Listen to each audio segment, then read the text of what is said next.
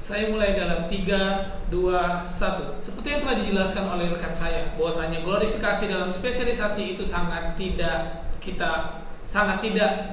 dibutuhkan. Mengapa? Karena seperti yang dijelaskan akan terjadi kesenjangan sosial. Namun sebelum kita masuk ke dalam argumentasi saya akan memberikan sanggahan terhadap OO dari video yang telah kita nonton tadi.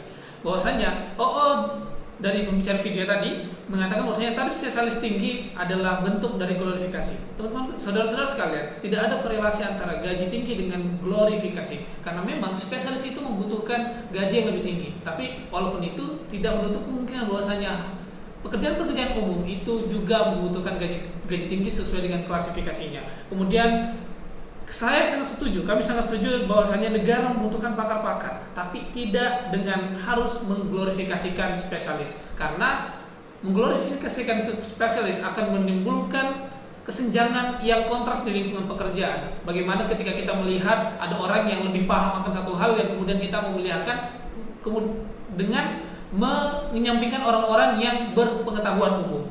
Teman-teman sekalian, Indonesia hadir akan keberagaman, bukan keseragaman. Yang artinya apabila terdapat kesenjangan yang kontras, maka akan timbul sifat merasa paling hebat, merasa paling keren, merasa paling tahu, yang menganggap bahwa orang lain lebih rendah daripada dia. Yang artinya apabila hal ini terjadi, maka ia tidak memiliki jiwa nasionalisme yang kemudian akan merusak ideologi Pancasila kita, karena terdapat klasifikasi atau merasa yang paling. Kemudian teman-teman, saudara-saudara sekalian, menonton dalam disiplin ilmu, perlu kita ketahui bahwasanya perkembangan zaman ini sangatlah pesat. Ketika bagaimana pertanian yang dulu tidak mengenal tentang teknologi atau bioteknologi, yang kemudian hadir bioteknologi atau perkembangan disiplin-disiplin ilmu yang terjadi akibat perkembangan zaman. Artinya perlu generalisasi disiplin ilmu untuk dapat mengklasifikasikan, untuk dapat menemukan pengetahuan-pengetahuan baru, perkembangan-perkembangan baru yang tentunya akan memajukan disiplin-disiplin ilmu. Maka spesialisasi, apabila glorifikasi dari spesialisasi ini terjadi, maka statement orang atau paradigma seseorang itu ingin selalu ya udah saya spesialis aja, nggak usah general.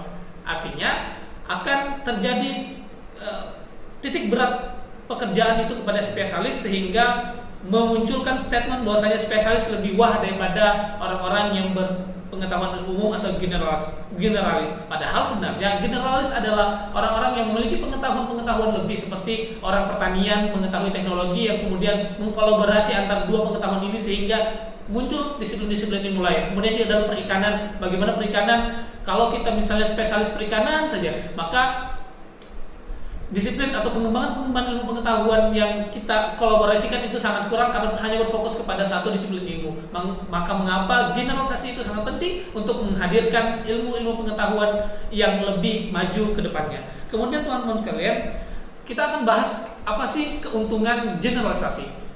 Keuntungan generalisasi adalah tipe orang yang mengerti banyak hal. Artinya ketika kita mengerti banyak hal, memahami topik atau bidang sekaligus, sehingga generalisasi biasanya memahami beberapa bidang atau topik sekaligus, mereka bahkan bisa menerapkan dalam bidang kerjanya. Nah, penerapan inilah yang diharapkan dari generalisasi dibanding spesialis yang terkesan monoton. Kemudian mampu memahami permasalahan secara menyeluruh. Jika ingin memahami masalah yang rumit dan menemukan pemecahannya, harus pandai dalam memandang masalah tersebut secara menyeluruh. Generalisasi biasanya mudah melakukan ini karena pemahamannya akan ada dari berbagai sudut. Maka kenapa generalisasi itu sangat penting dibandingkan spesialisasi? Karena pengambilan keputusan dari sebuah persoalan itu melalui sudut pandang yang luas, sehingga dalam memecahkan masalah diharapkan generasi itu lebih kompleks dan lebih efektif dalam menyelesaikan masalah. Kemudian bagaimana ketika spesialis ini dicanangkan, yaitu sulit mengikuti perkembangan tren atau zaman. Apabila spesialis itu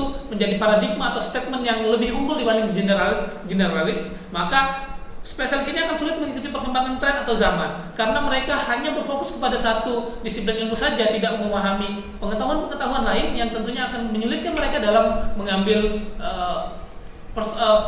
penyelesaian atau jawaban dari persoalan yang konkret. Kemudian bagaimana spesialis ini mudah tergantikan dalam dunia kerja, karena orang-orang yang spesialis ini akan hanya memahami satu disiplin ilmu. Ketika mereka hanya memahami disiplin ilmu, kemudian ada orang yang pun juga sama, tetapi ada nilai plus memahami lebih luas tentang wawasan keilmuan disiplin ilmu tertentu, maka orang yang memiliki wawasan yang lebih luas dan kompleks akan mudah menggantikan orang-orang spesialis. Kemudian memiliki daya tawar tinggi. Nah, orang-orang yang generalis itu tentunya akan sangat mudah untuk mencari solusi-solusi dari persoalan, kemudian menemukan penelitian-penelitian atau menemukan pengembangan ilmu disiplin ilmu lainnya sangat mudah karena mereka bisa melihat dunia itu secara kompleks. Selanjutnya, bagaimana Dewan ini menyesali glorifikasi karir spesialis. Bagaimana Kementerian Pendidikan dan Budaya Bapak Nadiem Makarim membuat sistem pendidikan kampus merdeka, di mana kampus merdeka seperti yang dijelaskan oleh rekan saya, kampus merdeka ini adalah di mana kita, misalnya saya hukum,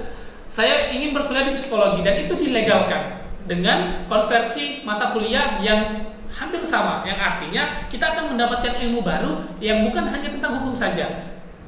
Kemudian teman saya, rekan saya dari Fakultas Ekonomi yang semisalnya ingin belajar tentang hukum perdagangan di Fakultas Hukum, ini dilegalkan dalam kampus merdeka, yang artinya pemerintah atau Kementerian Pendidikan dan Budaya ini memberikan kebolehan untuk mereka mencari ilmu seluas-luasnya untuk memecahkan permasalahan yang kompleks. Kemudian perlombaan ini saja, misalnya perlombaan ini adalah menurut saya spesialis yang boleh diikuti oleh Fakultas Keilmuan dan Keguruan Bahasa Indonesia, tetapi kita boleh mengikutinya karena tentu generalisasi atau generalisasi itu sangat berpengaruh dalam setiap jenjang pendidikan dibanding spesialisasi yang terjadi sekarang. Maka kami menyatakan bahwasanya kami sangat menyesal glorifikasi karir spesialis karena beberapa faktor yang telah kami sebutkan. Demikian, terima kasih. Assalamualaikum warahmatullahi wabarakatuh.